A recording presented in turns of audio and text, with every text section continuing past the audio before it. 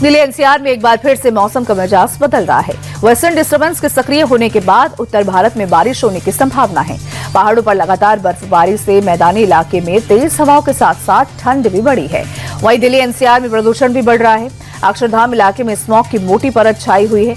Air quality index 327 दर्ज किया गया, जो कि बहुत खराब श्रेणी में आता है।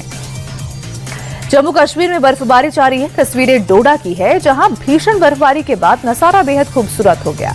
पहाड़ों पर बर्फ की मोटी चादर बिछी हुई है। घर की छतों पर मोटी मोटी बर्फ की परतें जम गई हैं। ड्रोन तस्वीरों में नजारा इतना दिलकश और मनमोहक है कि मानो धरती पर स्वर्ग उतर आया हो। उधर श्रीनगर में भी शीतलहर का प्रकोप जारी है। तापमान गिरने से ठिठुरन भी बढ़ गई है।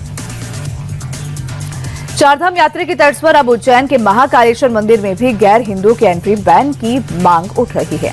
वरिष्ठ पुजारी और हिंदू जागरण मंच मांग कर रहे हैं कि मंदिर में मुस्लिमों के प्रवेश पर पूरी तरह से पाबंदी हो।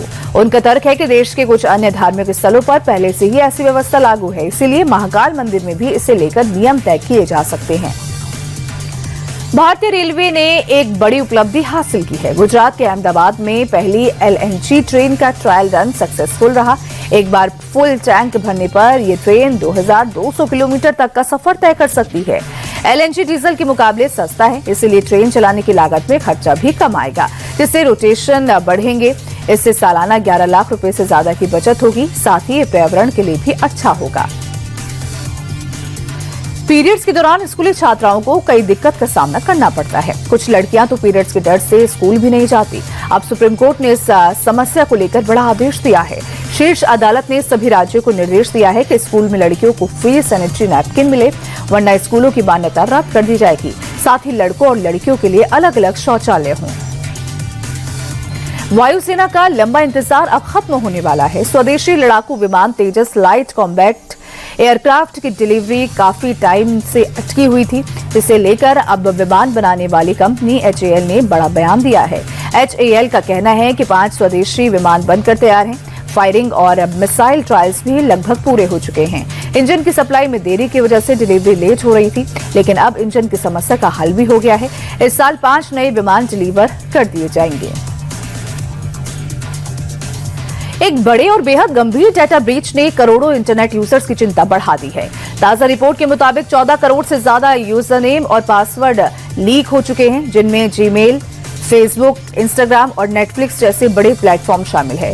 हैरानी की बात यह है कि डेटा किसी हैकर ने नहीं, बल्कि खतरनाक मैलवेयर के जरिए चुराया गया है। ऐसे में साइबर सिक्योरिटी एक्सपर्ट्स यूजर्स को तुरंत सावधानी बरतने की सलाह दे रहे हैं। इस बार रविवार को बजट आ रहा है और 1 फरवरी के दिन शेयर बाजार भी खुला रहेगा। निवेशकों के मन में ये सवाल उठ रहा था कि क्या बजट वाले दिन रविवार होने के चलते बाजार बंद रहेगा, जिसका जवाब बॉम्बे स्टॉक एक्सचेंज की तरफ से दे दिया गया है। यानी इधर सरकार बजट पेश करेगी, उधर बाजार में भी ट्रेडिंग चलती रहेगी।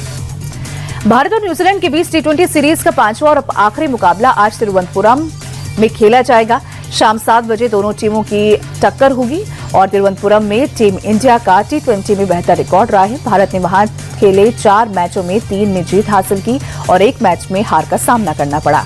5 मैचों की T20 सीरीज में भारत 3-1 से आगे है। भारत की टीम ने 2023 में तिरुवनंतपुरम में ऑस्ट्रेलिया के खिलाफ अपना आखिरी मुकाबला खेला था, जिसमें ऑस्ट्रेलिया को 44 रनों से शिकस्त दी थी। T20 विश्व कप में बांग्लादेश के बाइकॉट पर पहली बार श्रीलंका ने अपनी चुप्पी तोड़ी है। इस मामले में श्रीलंका क्रिकेट के सचिव बंदुला दिसानाइके ने अपने देश का स्टैंड क्लियर किया है। बंदुला दिसानाइके के मुताबिक श्रीलंका किसी भी क्षेत्रीय विवाद का हिस्सा नहीं बनना चाहता। भारत, पाकिस्तान और बांग्लादेश के बीच चल रहे विवादों में हम तटस्थ की भूमिका में होंगे। श्रीलंका क्रिकेट के सचिव बोले, अगर भविष्य में किसी देश की ओर से अनुरोध आता है तो श्रीलंका किसी भी टूर्नामेंट की मेजबानी के लिए तैयार रहेगा।